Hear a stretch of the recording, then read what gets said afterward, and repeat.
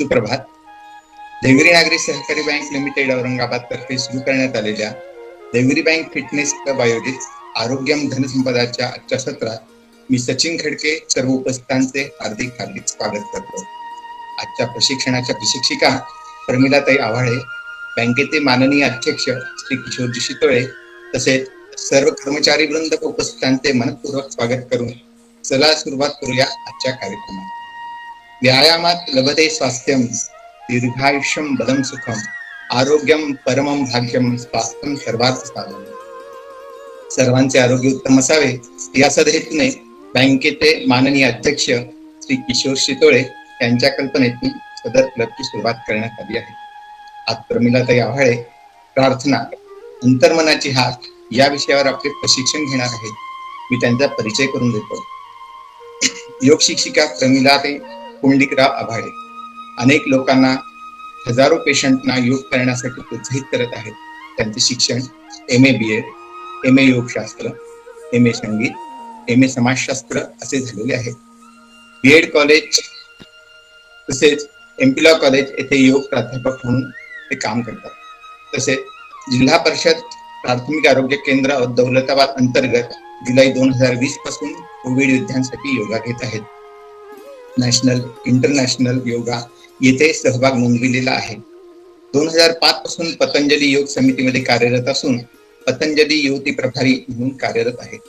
योग referee exam pass केलेली आहे. नॅशनल इंटरनॅशनल योगा प्लेअर विद्यार्थी मॅडम योगा क्लास घेतात.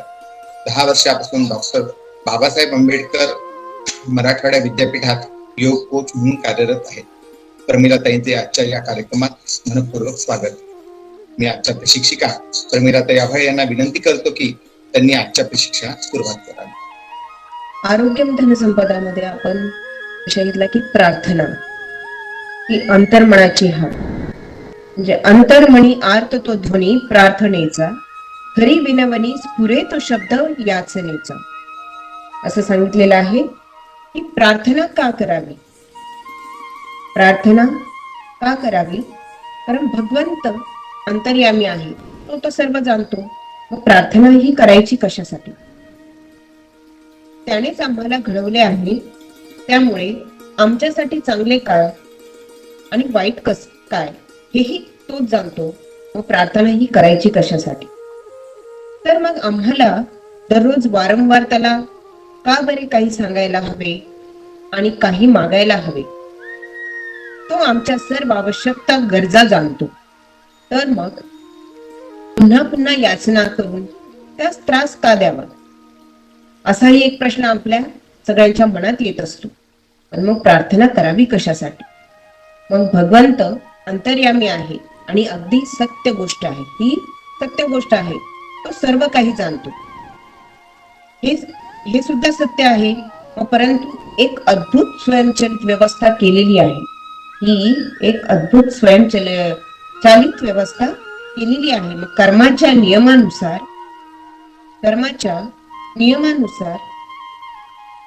प्रत्येक मनुष्याला काय करावं लागतं? आपलं कर्मफळ भोगावंच लागत असतं. त्याचबरोबर मनुष्याला ही स्वतंत्र बुद्धीही दिलेली आहे की जीवन कसे जगायचे आहे हेही त्याला त्याच्यावर सोडून दिलेले आहे. मग जोपर्यंत त्यास आर्तपणे हाक मारली जात नाही तोपर्यंत भगवंत मनुष्याच्या स्वतंत्र जीवनात हस्तक्षेप करीत देखील नाही. हे आपण लक्षात घेतलं पाहिजे की भगवंत मनुष्याला स्वतंत्र दिलेला आहे आणि त्याची जोपर्यंत त्याच्या अंतर्मनातून हाक ही ईश्वरासाठी निघणार नाही तोपर्यंत भगवंत काय करतो की तो मनुष्याकडे बघत सुद्धा नाही. मग त्याच कर्माच्या नियमाच्या आधारावर तो जगू दिले जाते. मग भगवंत काय करतो की त्याचे जसे कर्म असेल त्यानुसार त्याच्या आधारावर तो त्याला जगून देतो. मग त्यासाठी भगवंताला नेहमी हाक मारावी लागते. मग अर्थभावाने बोलावे लागते. मग जसे एखाद्या अधिकाऱ्याकडून काम करून घ्यायचे असेल, तर आपल्याला एखाद्या अधिकाऱ्याकडे काम करून घ्यायचं आहे, मग त्याच्यासाठी आपल्याला काय करावं लागतं की अनेक वेळा त्यांना फोन करावा लागतो, किंवा प्रत्यक्ष भेटावे लागते, विनंती करावी लागते आणि मग काम होते. त्याचप्रमाणे भगवंत देखील जोपर्यंत उत्तर देत नाही तोपर्यंत आर्ततेने हाक द्यावीच लागत असते. एवढेच नव्हे तर दिव्य वस्तू भगवंताकडून हव्या असतील तर वारंवार आपल्याला मागाव्या लागतात. मग त्यामुळे त्या मिळेपर्यंत आपण काय करत असतो, मागणी ही चालूच ठेवली पाहिजे, तरच तो प्रार्थना ही ऐकत असतो. मग दिव्य वस्तूंसाठी आपण पात्रता मिळवावी लागत असते. मग सामान्य वस्तू भगवंताला सहजतेने देऊन टाकतो, परंतु दिव्य वस्तू सहजपणे तो देत नाही, म्हणून पुन्हा पुन्हा आपल्याला काय करावं लागतं, त्या मागाव्या लागतात. दिव्य वस्तूंसाठी पात्रता मिळवावी लागते. सामान्य वस्तू भगवंताला सहजतेने तो काय करत असतो, देऊन टाकत असतो. या कारणाने प्रार्थना आवश्यक आणि अनिवार्य असते. मग भगवंताच्या सन्निध पोहोचण्यासाठी, त्याच्या जवळ जाण्यासाठी आपल्याला प्रार्थना रूपी साधन हे सर्वात अत्यंत आवश्यक आहे. आधुनिक युगामध्ये माणूस खूपच काय झालाय, धावपळीच्या युगामध्ये त्याला स्वतःकडे सुद्धा बघण्याची वेळ मिळालेली नाही. प्रत्येक माणसाला अनेक प्रकारचे अनुभव येतात व त्यामुळे मानसिक शांती काय होत जाते, नष्ट होत चाललेली आहे. आपल्याला दिसून आलेली आहे की या भौतिक युगातील भोगवादाने प्रत्येक मनुष्याला ग्रासून टाकलेले आहे. त्यामुळे तो काय होत आहे, सतत वाढणाऱ्या गरजांच्या पूर्ततेसाठी खूप त्याला काम करावे लागत आहे. आता चिडचिडपणा, चिडचिडा स्वभाव, रोगी आणि दुर्लभ शरीर आणि अशांत मन आणि असुरक्षित जीवन हे आजच्या माणसाची सामान्य लक्षणे बनलेली आपल्याला दिसून येतात. आता ही सामान्य लक्षणे आपल्याला जर संपवायची असेल किंवा त्याच्यातून आपल्याला हलकं व्हायचं असेल तर आपल्याला प्रार्थना करणं गरजेचं आहे. मग खरे सुख कशामध्ये आहे? खरे सुख हे शांती, स्वस्थता आणि आनंदमय जीवन, तर दुसरे राहिलेच काय. मग त्याच्यासाठी आपल्याला अत्याधिक ताण, प्रतिस्पर्धा आणि भटकती चित्तवृत्ती या कारणांनी अनेक काय होते, आत्महत्याची संख्या उत्तरोत्तर त्यामुळे काय होत जाते, वाढत जाते. मग ती शांत करण्यासाठी आपल्याला प्रार्थना हे एक साधन सर्वात आवश्यक आहे. या स्थितीतून जर आपल्याला वर येण्यासाठी आपल्याला प्रार्थना स्वरूप हे सर्वात महत्वाचं साधन सांगितलेलं आहे. की मानसिक ताणाच्या अवस्थेतही व्यक्ती जर सारे काही सोडून 5 मिनिटं मनाला जर नियंत्रित करून प्रार्थना करेल तर त्याच्या तात्काळ परिणाम त्याला अवश्य दिसून येईल. हे लक्षात ठेवायचे की तिला अद्भुत शांतीचा अनुभव येईल आणि या शांतीमध्ये सर्व समस्यांचे निराकरण त्याला आपल्याला दिसून येईल.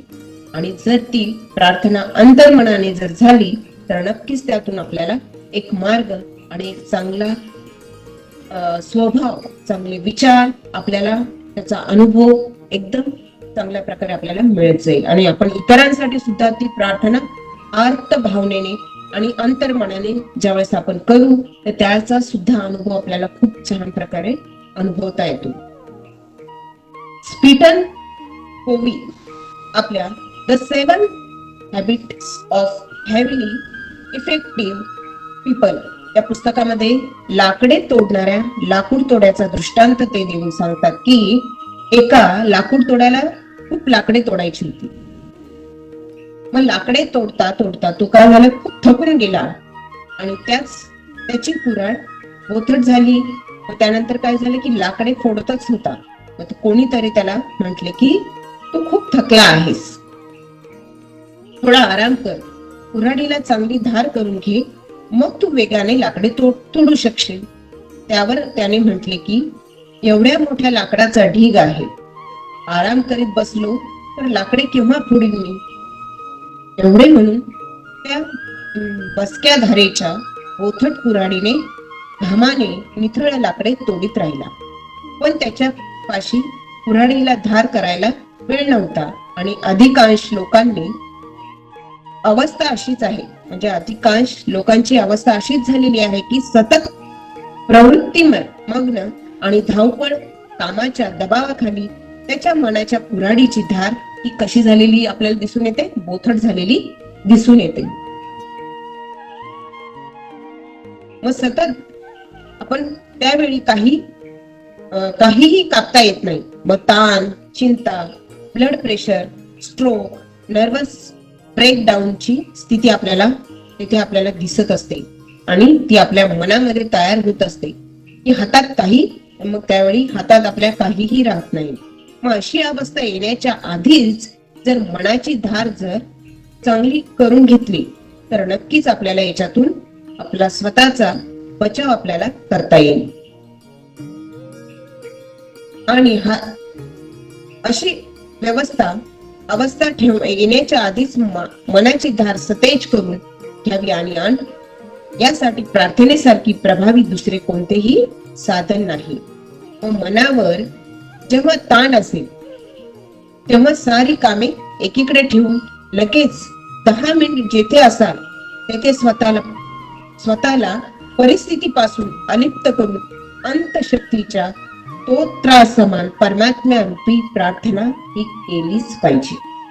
कुठेही असो, कोणत्याही ठिकाणी असो, जर आपण तिथे बसून फक्त 5 मिनिट, जर 10 मिनिटं किंवा 5 मिनिटं जर आपल्याला जसा वेळ मिळेल त्यानुसार जर आपण प्रार्थना केली तर नक्कीच त्यातून आपल्या शरीरातून निघणारे जे पॉझिटिव्ह थिंकिंग आहे किंवा व्हायब्रेशन आहे ते आपल्या चहूबाजूने आपल्याला एक वलय करून आणि आपल्यासाठी एक सुरक्षेचं कवच आपल्यासाठी तयार करत असतो.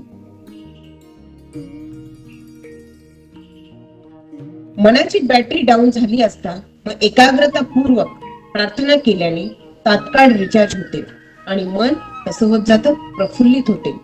मग सर्वच कामे वेगाने आणि कुशलतेपूर्वक आपण काय करू शकतो, त्याला अनेक चांगल्या प्रकारे कुशलता त्या कामामध्ये आपण आणू शकतो आणि जोमाने आपल्या आंतरिक शक्तीची ताकद वाढून आपण पुन्हा त्या जोमाने कामाला लागू शकतो.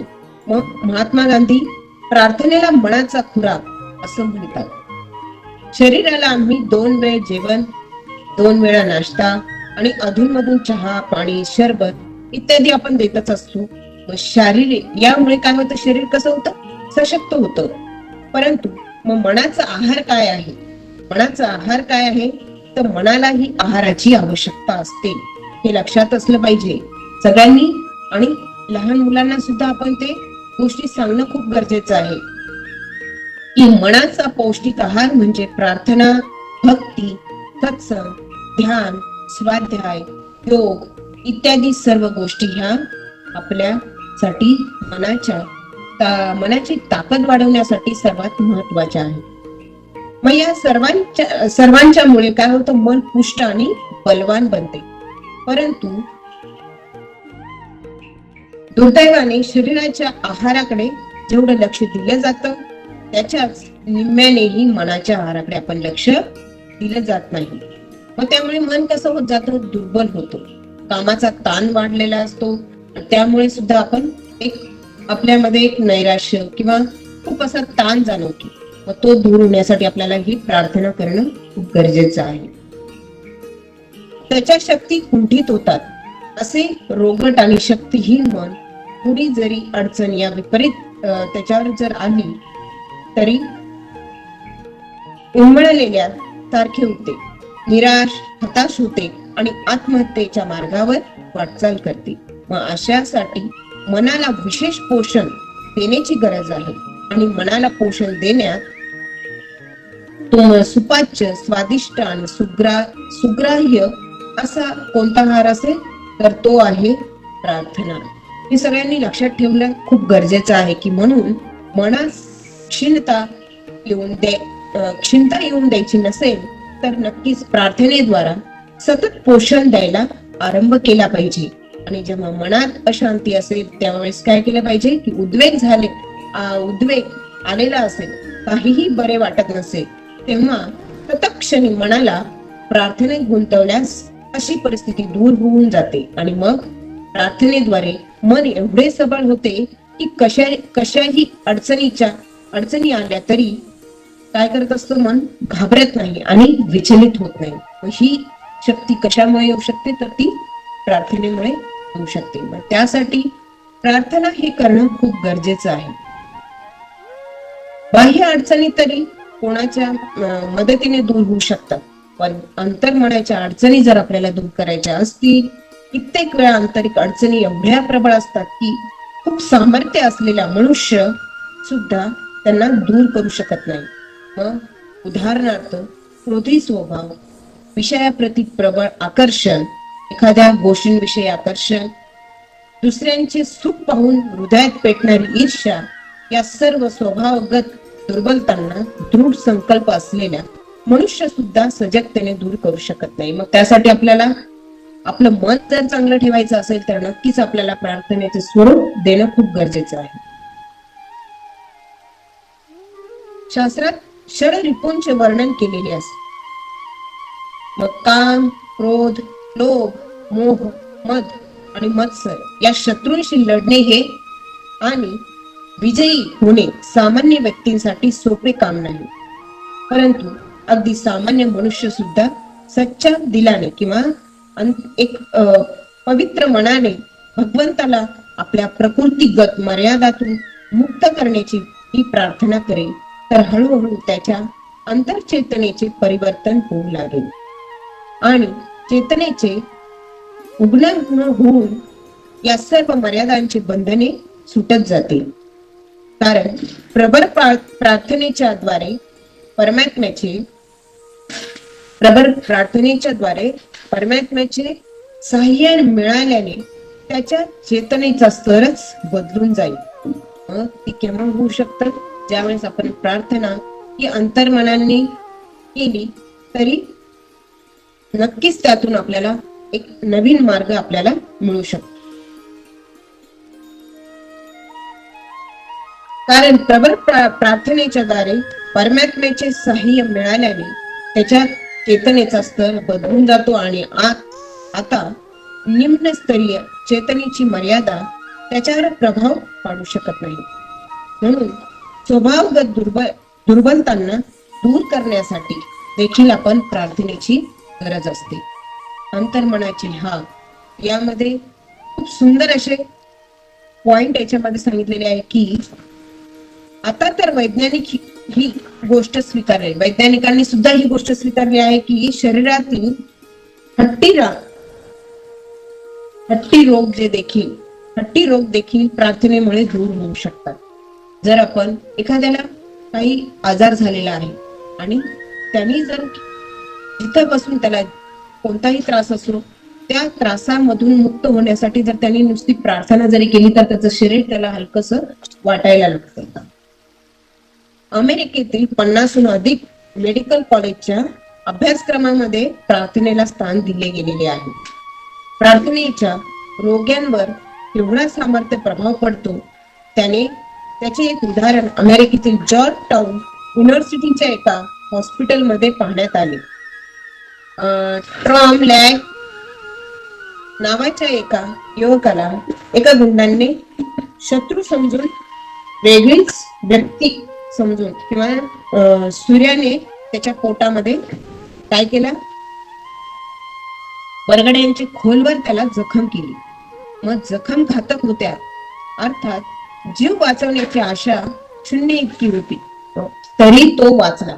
कसा वाचला असेल याविषयी टॉमने स्वतः सांगितले की डॉक्टर्स माझी नुसती देखरेखच करीत नव्हते तर ते दररोज सकाळ संध्याकाळ माझ्या पलंगाच्या चारी बाजूने उभे राहून प्रार्थना करीत होते. हे भगवान, हा बिचारा निर्दोषी आहे.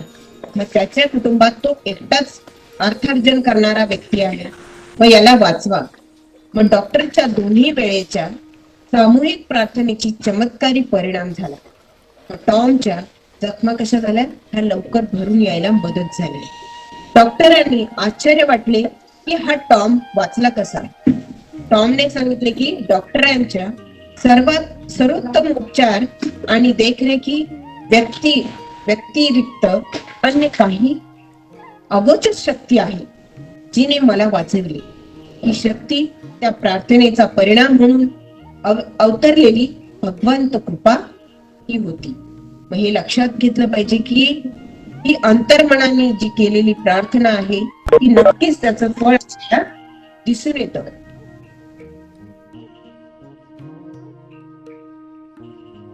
कोलंबिया युनिव्हर्सिटीमध्ये सुद्धा डॉक्टर मॅथ्यून्स यांचा एक अनुभव त्यांनी सांगितलाय की एका प्रौढ सर्जन डॉक्टरांनी प्रार्थनेच्या शक्तीविषयी एक सुंदर असं पुस्तक लिहिलेलं आहे की त्यात त्यांनी प्रार्थनेमुळे रोग्यांवर कसा प्रभाव होतो हे त्यांनी त्याच्यामध्ये स्वतःला दाखवून दिले. केलेल्या प्रयोगाच्या विषयी माहिती देऊन सांगितले की काही रोग्यांच्या पलंगापाशी दररोज प्रार्थना केली जायची आणि दुसऱ्या वार्डमध्ये प्रार्थना करण्यात येत नव्हती. मग ज्या रोग्यांच्या जवळ प्रार्थना होत असे ते फार लवकर बरे झाले आणि जेव्हा ती दुसऱ्या रोग्यांवर बरे होण्यास दीर्घकाळ लागला.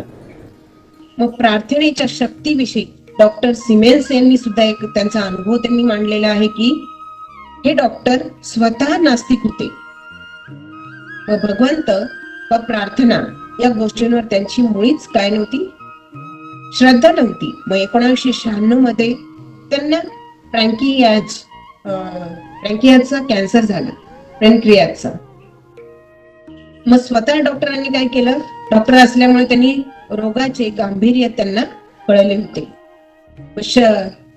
शुश्रूषेसाठी ते हॉस्पिटलमध्ये भरती झाले की स्वतःची उपचार घेण्यासाठी ते हॉस्पिटलमध्ये भरती झाले आणि त्यांच्या पत्नीने त्यांना विचारले की मी आणि माझे मित्र तुमच्या पलंगापाशी उभे राहून प्रार्थना केली तर तुम्हाला चालेल का. म्हणजे त्यांनी स्वतःच्या म्हणजे बायकोनी त्यांना सांगितलं की तुमच्या पलंगाच्या शेजारी जर मी प्रार्थना केली तर चालेल का, कारण ते नास्तिक होते. त्यामुळे त्यांनी असा प्रश्न केला की तुमचा आक्षेप आहे का, तर जर कुठल्याही निमित्ताने मला हसायची संधी मिळते तर मग माझा काय आक्षेप असणार. त्यांनी गमतीने म्हटले मी हे तुझे प्रहसन मानून घेईल, त्यावर बघताना म्हणजे ते बघताना मला काही एक आनंद होईल किंवा एक मजा येईल. अशा रीतीने आपल्या पत्नीच्या प्रार्थनेला एक प्रहसन मान्य करून प्रार्थना सुरू झाली. मग 4-5 दिवस गेले की कळत न कळत ते देखील प्रार्थनेत सामील होऊ लागले. म्हणजे अशा 4-5 दिवसानंतर त्याच्यामध्ये एक परिवर्तन व्हायला मदत मिळाली. मग 53 वर्षाचे हे डॉक्टर आज म्हणतात हा माझा खाजगी वैयक्तिक अनुभव आहे की प्रार्थनेने उपचारादरम्यान पूरक कार्य केले आणि वैद्यकीय भाषेत त्यांनी अत्यंत गंभीर समजली जाणारी शस्त्रक्रिया मजबूत झाल्यानंतर देखील ते आज मजेत जगत आहे. मग बघा कसा परिणाम या प्रार्थनेचा होऊ शकतो, म्हणजे त्याची ताकदच किती मोठी आहे. आमच्याकडे तर प्रार्थनेच्या परिणामांमुळे कित्येक रोगी असाध्य रोगांपासून मुक्त झाल्याची उदाहरणे बघायला मिळतात. हे स्वाभाविक अशामुळे आहे की आमच्या इथल्या लोकांची भगवंत शक्तींवर अतूट श्रद्धा आहे. पण आता पाश्चात्य शास्त्रज्ञ देखील काय करत आहे की प्रार्थनेच्या चमत्कारी शक्तींवर विश्वास ठेवून ते काय करत आहे की रोग्यांवर त्याचा वरील उपचार सुरू केलेला आहे. आणि वरील उदाहरणे हे स्पष्ट आपल्याला दिसून येत आहे की सामूहिक प्रार्थनेची शक्ती तर ही प्रचंड प्रबळ असते. ज्या शाळांमध्ये सामूहिक प्रार्थना होत असते त्याचे वातावरण कसे होते, पवित्र होऊन जाते. मग शेकडो बालकांच्या हृदयातून निघालेल्या प्रार्थनेच्या स्वरांनी आंदोलित झालेल्या वातावरण दैवी भावाने परिणाम करू लागतात. मग ज्या विद्यालयात आणि ज्या महाविद्यालयात प्रार्थनेने सुरुवात होते तेथील विद्यार्थ्यांमध्ये एक प्रकारचे अनुशासन आणि स्वव्यवस्था बघायला मिळते. त्यामुळे आता जर पुष्कळशा विद्यालयांमध्ये जर प्रार्थना अनिवार्य झाली आहे. हल्ली तर काही कारखान्यांमध्येही काम सुरू करण्यापूर्वी सामूहिक प्रार्थनेचे आयोजन होत असते. यामुळे कर्मचारी आणि अधिकारी यांच्यातील संबंध कसा होत जातो, एक आपुलकीचा, एक कौटुंबिकतेचा, निखालस आणि सहयोगाचे त्याच्यामध्ये वातावरण तयार होत जाते. आता काही परिवारांमध्ये रोज संध्याकाळी कुटुंबामध्ये काय केली जाते? प्रार्थना म्हटली जाते. सर्व सदस्य एकत्र येतात आणि संध्याकाळी सामूहिकतेने अगदी नियमित प्रार्थना ही करत असतात. मग अशा परिवारांमध्ये सुद्धा सुख, शांती आणि सुसंवाद दिसून येतो. जर आपल्याकडे काही नाहीये पण जर प्रार्थनेचा साथ जर असेल तर आपण समाधानी राहायला सुद्धा त्याच्यातून आपल्याला एक मार्ग मिळायला लागतो. प्रार्थनेमुळे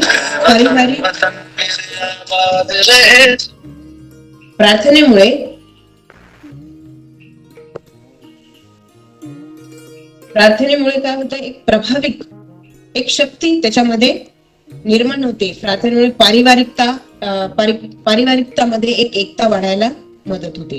अशा कुटुंबातील बालक सुसंस्कारी आणि विनयी असतात. बालकांपासूनच बालकास प्रार्थनेची सवय लागते. त्यासाठी तो प्रार्थनेच्या प्रभावातच मोठा होतो. याने प्रार्थना हे त्याच्या जीवनाचे अंग बनून जाते. मग जीवनातील विषमता आणि प्रलोभनाच्या पुढे ते काय होत नाही? डगमगत नाही. मग इटली देशाला स्वतंत्र करवणाऱ्या आणि त्यास एका छत्राखाली आणणाऱ्या महान देशभक्ताची गॅरिबॉल्डची माता रोज ईश्वरपरायण होती. तिने आपल्या पुत्राच्या अंतःकरणामध्ये ईश्वराप्रती काय केलं होतं? एक श्रद्धा, बालकांची जागृती केली होती. मग बिकट संकटांमध्ये देखील स्वस्थपणा न गमावणाऱ्या गॅरिबॉल्डच्या त्याच्या सोबत्याने विचारले की चारही बाजूंनी गोळ्यांचा वर्षाव होत असतानाही तू एवढ्या स्वस्थ कसा राहू शकतोस? तेव्हा त्याने म्हटले, माझ्या नौकेच्या चारही बाजूंनी गोळ्यांचे भीषण आवाज येत आहेत. गोळ्या माझ्या कानाजवळ सुसह्य करीत जात आहेत आणि तोफांचे गोळे दगडांच्या पावसाप्रमाणे माझ्या भोवती काय होत आहेत? पडत आहेत. त्यामुळे अशा वेळी माझ्या डोळ्यापुढे एक अलौकिक दृश्य उभे होते. ते म्हणजे माझी माता आणि माझ्या प्राणप्रिय पुत्राच्या शरणार्थ ईश्वराच्या प्रार्थनेत निमग्न होऊन माझ्या प्राणाची भीक मागत होती. हे दृश्य मला निर्भयता आणि स्वस्थता देत होते. आता माझा दृढ विश्वास आहे की ज्या क्षणी माझी आई माझ्या प्राण रक्षणार्थ ईश्वराची प्रार्थना निमग्न असेल आणि त्या क्षणी माझ्या केसालाही कुणी धक्का लावू शकत नाही. हे होते प्रार्थनेचे सर्वात महत्वाची शक्ती. मग माझ्या जीवनात कसल्याच प्रकारचे भय नसेल. अशा प्रकारे मातेच्या प्रार्थनेने तोफांच्या गोळ्यांच्या वर्षावात देखील पुत्राचे रक्षण केले आणि याच कारणाने छिन्न भिन्न इटली एक होऊ शकली. मग लक्षात घ्या की प्रार्थनेची ताकद किती, जर ती अंतर्मनाने असेल तर नक्कीच त्याच्यामध्ये आपल्याला काय होतो? एक अनुभव आणि त्याची शक्ती ती आपल्याला नियमित मिळत जाते. जर कोणी मनुष्य दुसऱ्यांसाठी प्रार्थना करीत असेल तरी त्याचा प्रभाव पडत असतो. हे लक्षात ठेवा की अशीच प्रार्थना ज्यांच्यासाठी केली गेली असेल आणि त्याला विशेष लाभ तर होतोच, त्याचे स्वतःचे मन देखील कसे होते? शांत होऊन जाते. अन्य व्यक्तींसाठी प्रार्थना केल्याने ती परमात्म्याच्या थेट पुढे पोहोचते, संपर्कात येते. आणि आमच्या शास्त्रामध्ये सर्वांच्या कल्याणासाठी प्रार्थना केली आहे. व सर्व सुखी होय, सर्व निरोगी होय आणि सर्वांचे कल्याण हो, कुणी दुःखी होऊ नये. अशा विश्व कल्याणी भावनेने व्यक्तीच्या आत्मचेतना सुद्धा विशाल होते. देवगिरी नागरी सहकारी बँक लिमिटेड औरंगाबाद पारदर्शकतेसह विश्वासार्ह आणि सर्वोत्तम आर्थिक सेवा देणारी बँक म्हणून सुपरिचित असून सामाजिक उपक्रमातही नेहमी अग्रेसर असते. बँकेने आर्थिक आरोग्यासोबतच शारीरिक आणि मानसिक आरोग्य जपण्यासाठी सामाजिक बांधिलकीच्या भावनेतून सर्वांच्या सुदृढ आणि निरोगी आरोग्यासाठी देवगिरी बँक फिटनेस क्लब हा अभिनव उपक्रम हाती घेतला आहे. सर्वांनी आपल्या आर्थिक उन्नतीसाठी देवगिरी बँकेच्या विविध सुलभ सेवांचा लाभ नक्की घ्यावा. त्यासोबतच आपले आरोग्य उत्तम ठेवण्यासाठी फिटनेस क्लबच्या विविध उपक्रमांमध्ये सुद्धा सहपरिवार सहभागी व्हावे ही आग्रहाची विनंती. चला तर मग देवगिरी बँकेसोबत वाटचाल करूया आर्थिक आणि आरोग्य संपन्न आयुष्याकडे.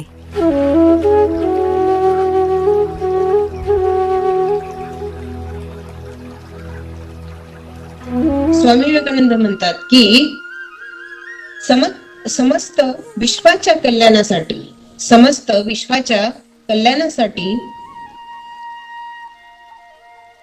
तुम्ही जशी अधिक प्रार्थना कराल तसा तुम्हाला स्वतःला अधिक लाभ होईल. मग शेवटी तुम्हाला वाटेल की स्वतःला जर स्वस्थ राखण्याचा सरलतम मार्ग आहे की दुसरे लोक निरोगी राहोत ही भावना ठेवणे, आणि स्वतःला सुखी करण्याचा सर्वात सोपा मार्ग आहे की दुसरे सुखी होत असे आम्ही पाहावे. ईश्वराकडे निस्वार्थ भावाने प्रार्थना केल्याने मन कसे होते? शुद्ध होते, विशाल बनते, आणि असे मन सहजपणे भगवंत भाव हा ग्रहण करू शकतो. हे लक्षात घ्यावे की अशा प्रकारे भगवंताची प्रसन्नता प्राप्त करण्यासाठी त्यांच्याकडून दिव्य वस्तू प्राप्त करण्यासाठी व समस्यांचे निराकरणही करण्यासाठी, मानसिक शांती प्राप्त करण्यासाठी, उत्तम आरोग्य प्राप्त करण्यासाठी आणि समस्त विश्व कल्याणाद्वारे आपल्या स्वतःच्या चेतनेच्या विकासासाठी प्रार्थनेसारखी प्रभावी आणि अचूक असे दुसरे कोणतेही साधन नाही. मनुष्याने हे लक्षात घेणं खूप गरजेचं आहे. आता प्रार्थना करताना ईश्वराला काय मागणं?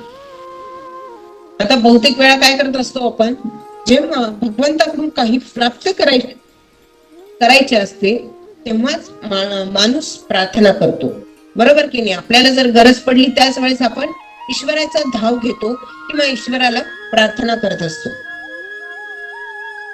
जेव्हा भगवंताकडून काही प्राप्त करायचे असते त्यावेळेस आपण एखाद्या आपल्याला पुत्र होण्यासाठी किंवा धनप्राप्त संपत्तीसाठी, नोकरी मिळवण्यासाठी, उन्नती होण्यासाठी, परीक्षेमध्ये उत्तीर्ण होण्यासाठी, अनेक आवडीच्या शाखेमध्ये प्रवेश मिळवण्यासाठी किंवा माणसे, विद्यार्थी आणि भगवंताच्या आपण काय करत असतो? भगवंताला प्रार्थना करत असतो. मग काही लोक काय करत असतात? मोक्षासाठी सुद्धा या लोकात काही म्हणजे संसारामध्ये किंवा ह्या लोकांमध्ये काहीतरी पारलौकिक सुख प्राप्तीसाठी देखील सुद्धा प्रार्थना करत असतात. मग प्रश्न असा संभवतो की अशा सर्व मागण्यांसाठी केलेली प्रार्थना स्वार्थी भावना किंवा स्वार्थ प्रार्थना नाही तर काय म्हटलं जाणार याला? ही प्रार्थना ही स्वार्थासाठी केली जाते. मग अशा सर्व मागण्यांसाठी अशा प्रार्थना स्वार्थी प्रार्थनाच आहे. मग अशा प्रार्थनेला जर श्रेष्ठ प्रार्थना मानले जाणार नाही किंवा श्रेष्ठ प्रार्थनेत भगवंत प्रती शरणागती स्वीकारून त्यास जे योग्य वाटेल ते त्याने करावे. आता ज्या प्रार्थनेत काही मागणी नाही अशी प्रार्थना करणे आहे. हे लक्षात घेतलं पाहिजे की कशासाठी किंवा काही मिळवण्यासाठीच प्रार्थना करावी असं नाही. जर आपण प्रार्थना नियमित आणि अंतर्मनाने जर केली तर आपल्याला काय हवं आहे ते ईश्वर नक्कीच आपल्याला देणार. ज्या प्रार्थनेत काही मागत नाही अशा प्रार्थना जर मागणीच करायची असेल तर भगवंताची कृपा मिळावी, भक्ती मिळावी अशा याचनाची प्रार्थना करणे श्रेष्ठ आहे. पण अशी स्थिती तर चेतनेच्या उच्च भूमिकेवर पोहोचल्यानंतरच प्राप्त होते. परंतु आम्ही तर या संसारामध्ये अनेक विडंबना, दैव दुर्विलास यातून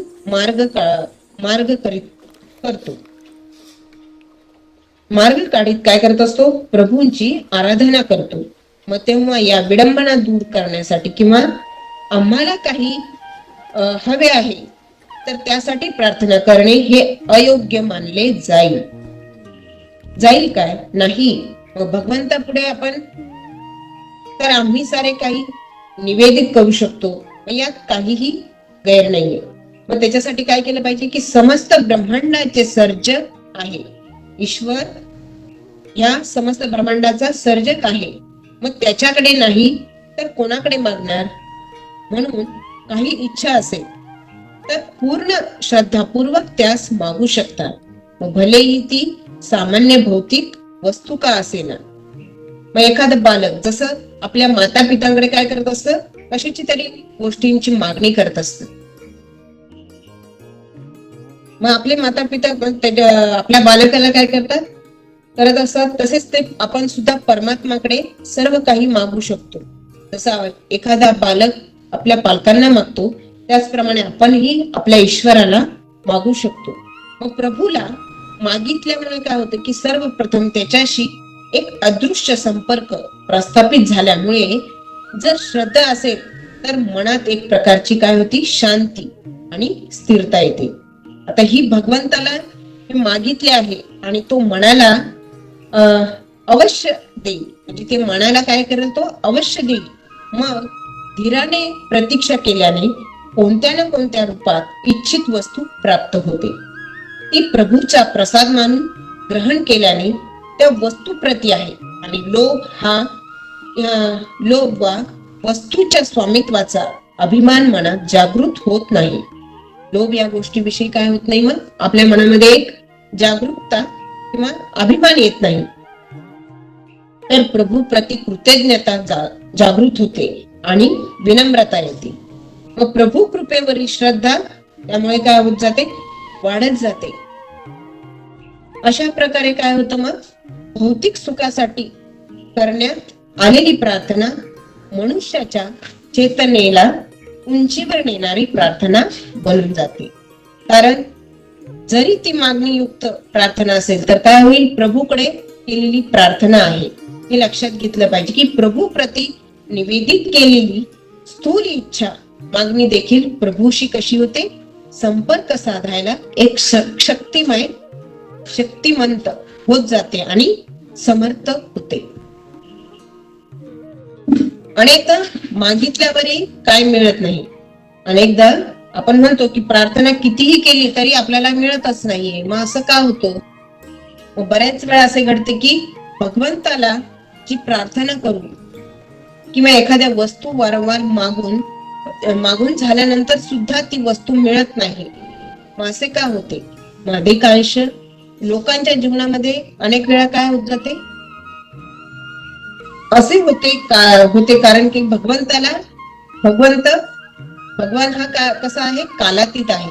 मग त्याच्या दृष्टीमध्ये भूत, वर्तमान, भविष्य या तिन्ही कालांचे त्रिपरिणामिक दर्शन होत असते. मग एखाद्या वस्तू आमच्या हिताची नसेल तर तो ती देतच नाही. जसे मिठाई खाण्याचा हट्ट करणाऱ्या बालकाचे त्यामुळे काय होतं, स्वास्थ्य बिघडू शकते. मग आपले माता पिता ही वस्तू त्याला खायला देत नाही. असे असेल तर बालक कितीही रडले तरी तो हट्ट काय होतो, हट्ट धरू लागेल तरी आई त्यास मिठाई देत नाही. मग हे गोष्ट ही संसारिक आई आपल्या बालकाकडे एवढे लक्ष ठेवते तर आपले परमपिता परमात्मा पिता आमच्याकडे अहितकर असणारी वस्तू देखील ती कशी बरं येऊ देईल. म्हणून भगवंताला जे मागायचे ते भलेही मागा, परंतु सोबत ते हेही म्हणायला पाहिजे की माझ्यासाठी ते तुला योग्य वाटत असेल तरच तू मला ते दे. मग एखाद्याने एवढे म्हटल्यानंतर आमची मागणी अस्वीकृत झाली ती आम्हाला दुःख होत नाही. मग त्यामुळे आपल्याला काय होत नाही, त्या गोष्टीचं दुःख वाटत नाही. मग या उलट काय होतं, आनंद होतो की माझी मागणी अयोग्य होती म्हणून भगवंताने ती स्वीकारली नाही. ती वस्तू न देऊन माझे परमहितच झाले आहे किंवा होत आहे हे आपण लक्षात घेतलं पाहिजे. परंतु कित्येक वेळा वस्तूच्या मोहामुळे, एखाद्या गोष्टीच्या मोहामुळे आपण एखाद्या किंवा स्वार्थामुळे आम्ही काय होत जातो, आंधळे झालेलो असतो आणि भगवंतापुढे हट्ट धरून मागत राहतो. मला ही वस्तू तुला द्यावीच लागेल. मग न मिळाल्यास आम्ही भगवंताला निष्ठुर म्हणतो. आपण म्हणतो की आपल्याला जर ती गोष्ट जर नाही मिळाली तर आपण भगवंताला काय करतो, दोष देतो की भगवंत हा निष्ठुर आहे, भगवंत काही नाहीये, ते देव प्रार्थना ऐकत नाही, असा आरोप आपण करत असतो.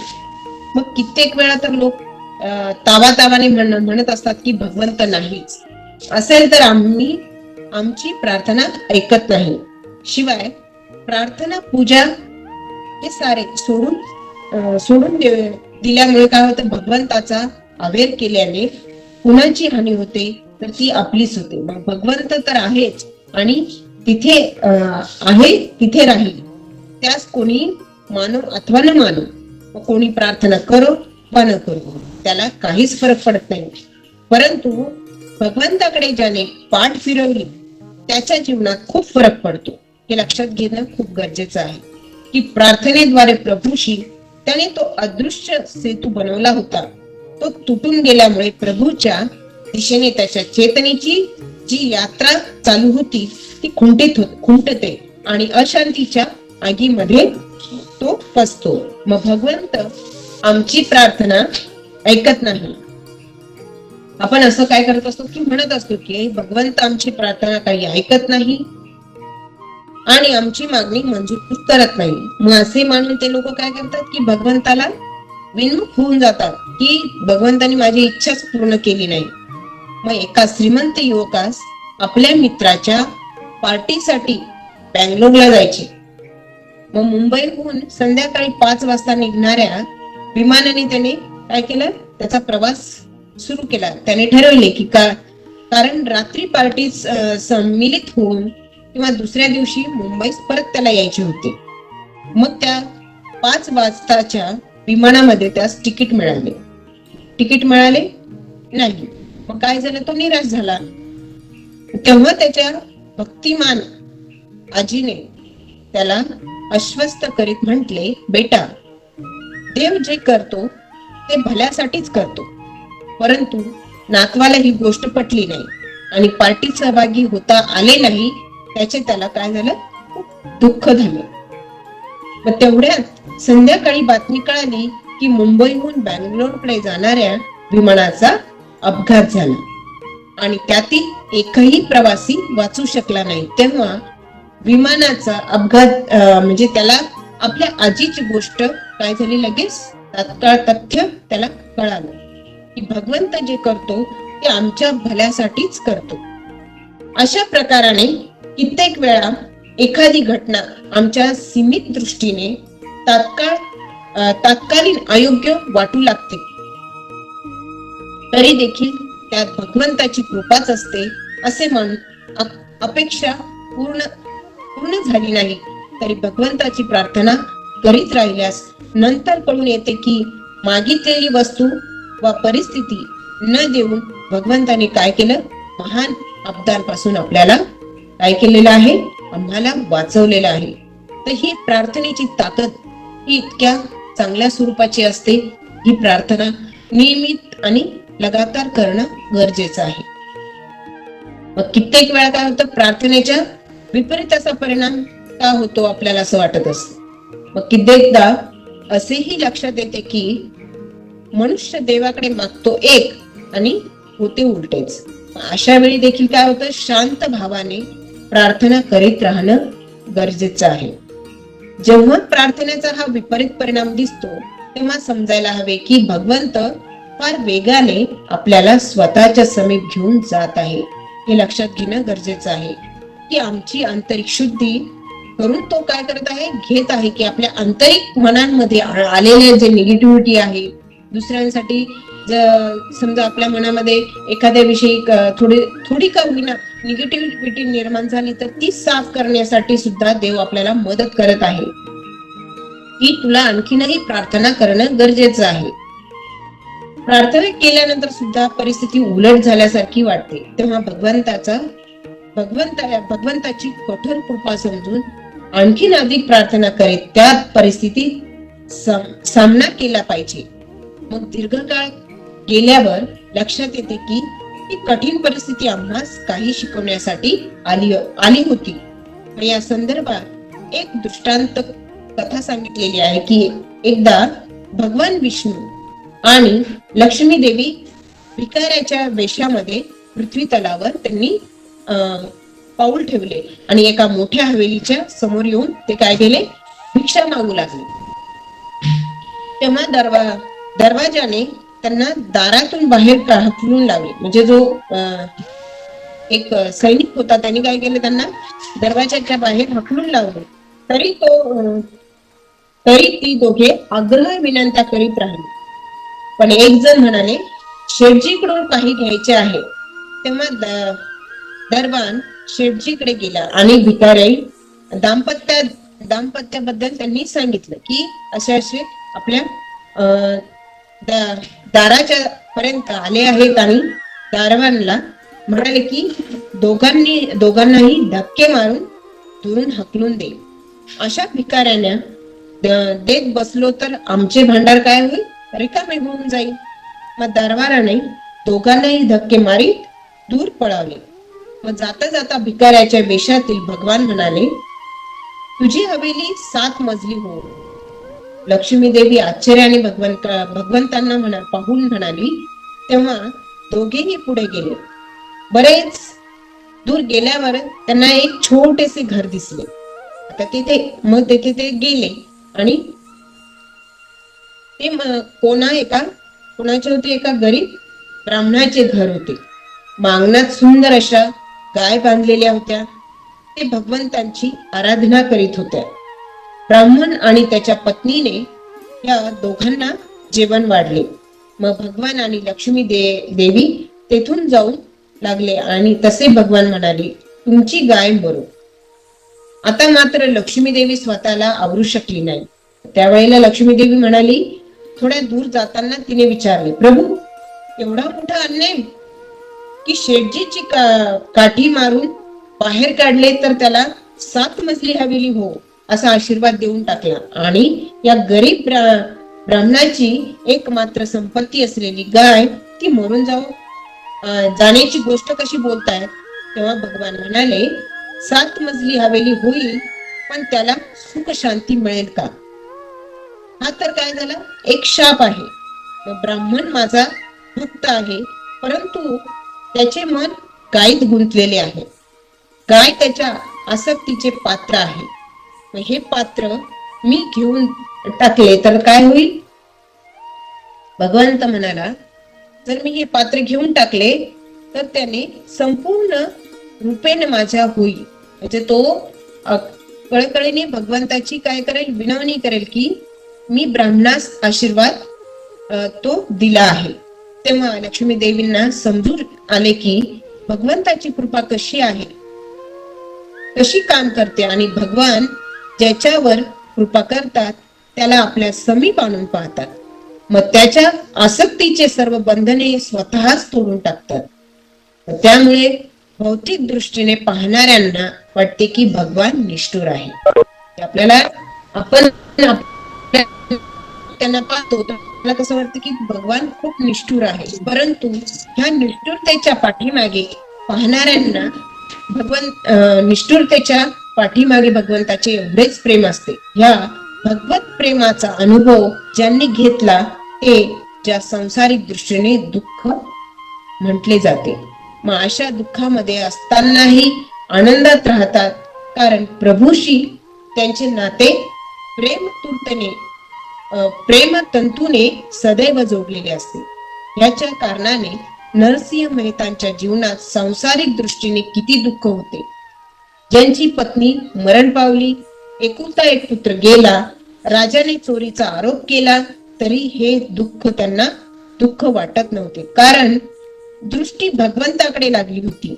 असेच मीराबाईंचे होते की कृष्णाच्या अनेक प्रकारच्या भक्तांच्या जीवनात देखील दुनियेच्या दृष्टीने जी सुखे मानली ती सांसारिक सुखे नव्हती.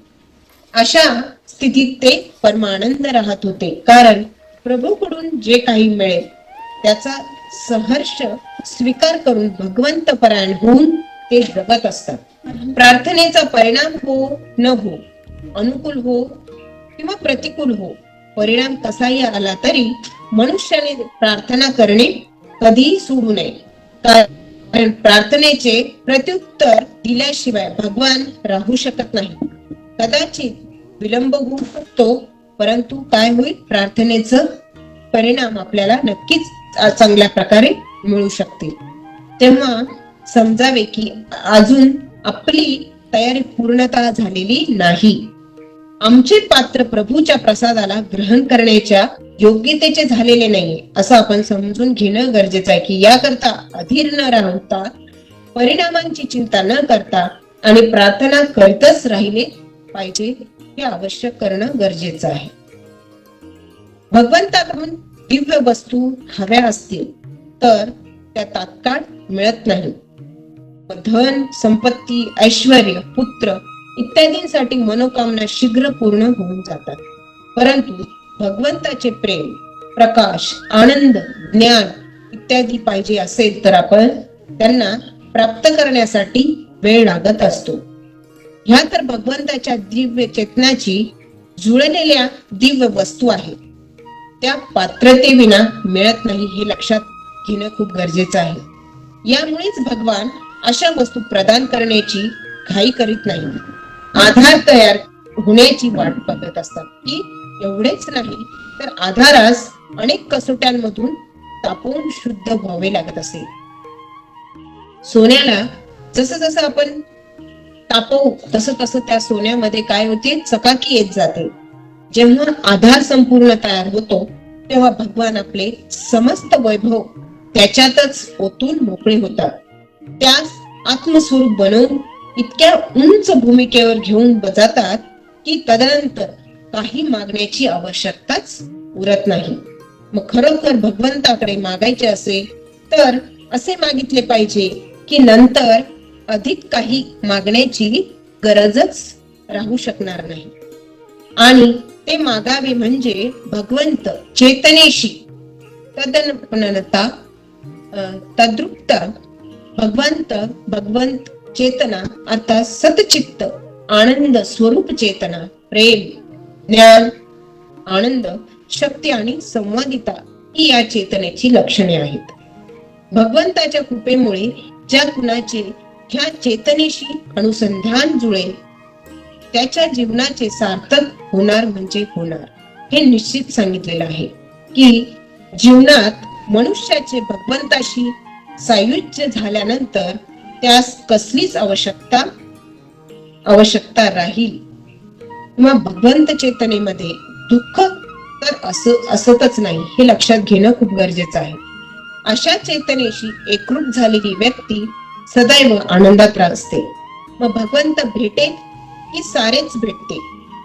मग भगवंत प्राप्ती म्हणजे सर्व प्राप्ती. महाभारत युद्ध होणार होते. त्यापूर्वी काय झालं, दुर्योधन आणि अर्जुन दोघेही भगवान कृष्णाचे सहाय्यक मागण्यासाठी येतात. तेव्हा कृष्ण म्हणतात, एकीकडे माझी अक्षोहीन सेना आहे तर दुसरीकडे मी एकटा निशस्त्र राहीन. जे हवे ते मागून घ्या. दुर्योधन आधी आलेला होता म्हणून त्याने काय केलं, प्रथम कशाची मागणी केली, इच्छा जाहीर केली की त्याने 7 अक्षोहिणी सेना मागितली. कारण त्याने विचार केला की एकटा श्रीकृष्ण, तोही निशस्त्र, तो काय करणार आणि माझी काय मदत करणार. म्हणून अक्षोहिणी सैन्य मागून मनातल्या मनात प्रसन्न झाला. मग अर्जुनाने म्हटले, श्रीकृष्ण मला आपण हवे आहात. भले तुम्ही शस्त्र धरणार नाही पण माझ्या साथीला तर असणारच ना. मग महाभारताच्या युद्धात श्रीकृष्णाची साथ पांडवांना होती म्हणून त्यांचा काय झाला, विजय झाला, हे आम्हा सर्वांना ठाऊक आहे. मग भगवंताची सोबत असेल तर सारे त्याच्या मागे मागे येणारच. पण भगवंताविना नुसते सर्व प्रकारचे ऐश्वर्य असेल तर असे ऐश्वर्य केव्हा साथ सोडून जाईल हे सांगू शकत नाही. आणि भगवंताला विसरून त्याचे ऐश्वर्य मागून काय होते, मागून घेतो. आम्ही भगवंताची इच्छा करीत नाही, कारण भगवंताकडून इच्छा करतो, भगवंताची इच्छा करत नाही.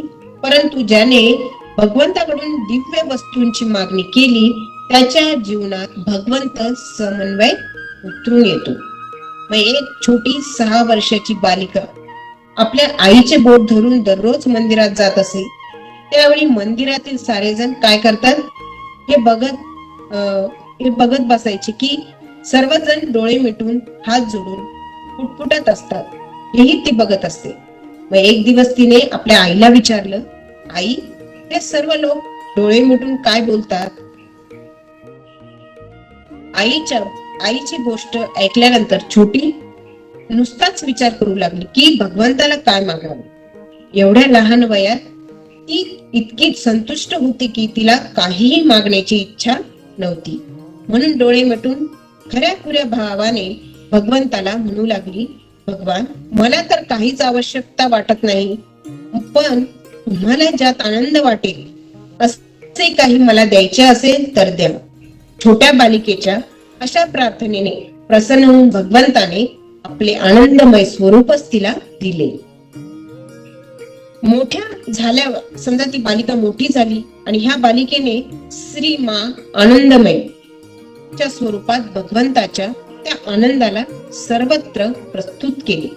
मग वडिलांच्या देहवसानानंतर उद्भवलेल्या कठीण आणि आर्थिक परिस्थितीच्या निवारणार्थ नरेंद्रनाथ आपल्या गुरूंना श्री रामकृष्णांना म्हणाले, मा जगदंबेशी तुम्ही संवाद करीत असता तेव्हा माझ्या आर्थिक समस्येचे निवारण करण्याविषयी तिला सांगा ना. तेव्हा श्री रामकृष्ण त्यांना म्हणाले, मी सांगून चालायचे नाही, तू स्वतः जगदंबेला सांगायला हवे. पण तू तर जगदंबेच्या मूर्तीवर विश्वास ठेवीत नाहीस, तेव्हा जगदंबा माझे ऐकेल तरी कसे?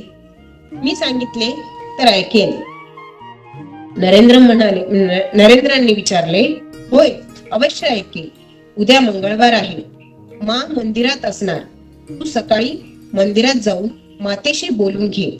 आतापर्यंत नरेंद्र मूर्तीवर विश्वास ठेवीत नव्हता, पण आर्थिक परिस्थितीच्या वेळात सापडल्यामुळे हार मानून मा जगदंबेच्या मूर्तीकडे जाण्यास गुरुच्या सांगण्यावरून तयार झाला. तो मंदिरात गेला. बघतो तर तिथे मातेच्या मूर्तीचे जागी साक्षात जगदंबा भवतारिणी तेजोमय रूपात विराजमान होती. श्रीमानचे दर्शन करताच तो काही मागण्यास आला आहे हे विसरून गेला. तो प्रार्थना करू लागला, माते, मला विवेक दे, वैराग्य दे, ज्ञान दे, भक्ती दे. प्रार्थना करून परत आला. मातेचा साक्षात्कार अपार आनंद आणि त्याच्या मुखमंडलावर झळकत होता. श्री रामकृष्णांनी विचारले, मागितलेस ना मातेला? काय तू तर पैसे मागायला गेला होतास. अरे बाबा, ते तर मी विसरूनच गेलो. जा, पुन्हा जा आणि चटकन मागून घे. अजूनही माता विराजमान आहे. नरेंद्र पुन्हा गेले, परंतु तेजोमय रूपाने समोर उभा राहिला आणि सर्व काही विसरून गेला. पुन्हा तीच प्रार्थना, तीच मागणी, विवेक दे, वैराग्य दे, ज्ञान दे, भक्ती दे. प्रसन्न बदन नरेंद्र परत आला. पुन्हा गुरुदेवांनी विचारले तर म्हणाला, ते तर मी विसरूनच गेलो. श्री कृष्णांनी त्याला तिसऱ्यांदा मंदिरात पाठविले. याही वेळी धनसंपदा मागण्याऐवजी त्यांना आठवण दिली, परंतु ज्या मा जगदंबा समक्ष होती तेव्हा जोडून उभे राहिले. त्यास वाटले की अखिल विश्वाच्या परम आद्य शक्तीला मी काही रुपये मागावे. ही महाराजाला 2 शेर वांगी मागावी तशी गोष्ट झाली. नाही, मी मातेला रुपये पैसे नाहीच मागणार. माते, मला विवेक दे, वैराग्य दे, ज्ञान दे आणि भक्ती दे. अशा प्रकारे तिसऱ्या वेळी जागृत राहून देखील नरेंद्र मातेला भौतिक संपत्ती नव्हे तर दिव्य संपत्ती मागून आला. हे आपण लक्षात घेतलं पाहिजे की जेव्हा श्री रामकृष्णांनी कळले की तेव्हा ते अतिशय प्रसन्न झाले आणि म्हणाले, मला वाटते की तू संसारिक भोग भोगण्यासाठी बनलेला नाहीस. मग आशीर्वाद देत म्हणाले, जा, तुझ्या कुटुंबियांना साधारण वस्त्र आणि सामान्य धान्याची अडचण कधीच पडणार नाही. अशा रीतीने जगदंबेला नरेंद्रने जे मागितले त्यावेळी ते विश्ववंदनीय विभूती स्वामी विवेकानंद बनले. जर आम्ही धनसंपत्ती मागितली असती तर बंगालचे एखादे धनाढ्य जामीनदार बनले असते आणि त्यांना जाऊन 100 वर्षे झाली तरी असंख्य लोक आजही त्यांचे जीवन, कार्य आणि वार्तालाप इत्यादींपासून प्रेरणा प्राप्त करीत आहेत. आपल्या जीवनात ऊर्ध्वगामी करीत आहेत. जे शक्य झाले असते का? तर भगवंताकडे असे मागितले पाहिजे ज्यामुळे स्वतःचे जीवन तर सार्थक व्हायचेच, पण अन्य लोकांच्या जीवनालाही प्रेरणा मिळावी. हृदयांतरी भगवंताच्या उपस्थितीत अनुभूती सतत होत राहावी अशी स्थिती भगवंताकडे मागितली पाहिजे. त्यानंतर कशाचीही आवश्यकता राहू नये. श्रीमा या संदर्भात म्हणतात, प्रभू चैतन्याशी तादात्म्य साधण्यासारखी दुसरी कुठलीच वस्तू नाही. व्यक्ती जे शोधत असते ते अवश्य प्राप्त करते. जर ती संपूर्ण सच्चेपणाने शोधत असेल तर कारण व्यक्ती जी गोष्ट शोधत असते ती स्वतः त्याच्या अंतरीच असते. या कारणाने प्रभू चैतन्याशी एकरूप होण्यासाठी प्रार्थना करावी.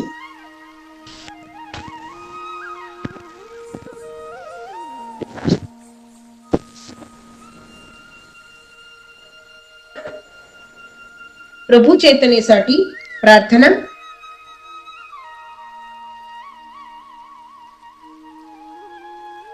भगवंताकडे मागितली. व्यक्ती जे शोधत असते ते त्यांना करत असते. जी ती संपूर्ण सच्चेपणाने शोधत असेल तर कारण ज्या व्यक्ती जी गोष्ट शोधत असते ती स्वतःच्या अंतरीतच असते. या कारणाने प्रभू चैतन्याशी एकरूप होण्यासाठी प्रार्थना करावी. त्याचा आनंद, त्याचे प्रेम आणि ज्ञान प्राप्त करण्यासाठी, त्याच कृपापात्र होण्यासाठी प्रार्थना केली पाहिजे. मग भगवंताला कशी प्रार्थना करावी याविषयी श्री अरविंदांनी आपल्या अंतरंग शिष्याला सांगितले होते की रात्रंदिवस तू माझ्या सोबत राहा. निद्रेत आणि जागृतीत तुझ्या उपस्थितीत वास्तविक अनुभूती मला होत राहू. तुझे सानिध्य माझ्या अंतरी सत्याचा, चैतन्याचा आणि परम आनंदाचा सतत वास घडत राहो आणि त्याची सदोदित अभिवृत्ती करवित राहो असे म्हणावे. प्रभूला तीव्रतेने अशी प्रार्थना केल्यामुळे हळूहळू अंतःकरणात खोलवर आणि त्याच्या दिव्य उपस्थितीची अनुभूती तो करतो आणि मग अंतःकरणात बसून तो प्रभूच्या स्वतः सकुन हाती येतो आणि ती शीड सांभाळतो. अशा प्रकारे सुंदर अशी प्रार्थना अंतर्मनाची हाक यामध्ये आपण हे आजचं सत्र बघितलं. धन्यवाद. आपण दिलेल्या अत्यंत उपयुक्त मार्गदर्शनाबद्दल खूप खूप आभार. सर्व उपस्थित मान्यवरांचे आभार. पुन्हा भेटूया पुढील शुक्रवारी पुढील सत्रात. तोपर्यंत काळजी घ्या, आनंदी राहा, स्वस्थ राहा. धन्यवाद. देवगिरी नागरी सहकारी बँक लिमिटेड औरंगाबाद पारदर्शकतेसह विश्वासार्ह आणि सर्वोत्तम आर्थिक सेवा देणारी बँक म्हणून सुपरिचित असून सामाजिक उपक्रमातही नेहमी अग्रेसर असते. बँकेने आर्थिक आरोग्यासोबतच शारीरिक आणि मानसिक आरोग्य जपण्यासाठी सामाजिक बांधिलकीच्या भावनेतून सर्वांच्या सुदृढ आणि निरोगी आरोग्यासाठी देवगिरी बँक फिटनेस क्लब हा अभिनव उपक्रम हाती घेतला आहे. सर्वांनी आपल्या आर्थिक उन्नतीसाठी देवगिरी बँकेच्या विविध सुलभ सेवांचा लाभ नक्की घ्यावा. त्यासोबतच आपले आरोग्य उत्तम ठेवण्यासाठी फिटनेस क्लबच्या विविध उपक्रमांमध्ये सुद्धा सहपरिवार सहभागी व्हावे ही आग्रहाची विनंती. चला तर मग देवगिरी बँकेसोबत वाटचाल करूया आर्थिक आणि आरोग्य संपन्न आयुष्याकडे.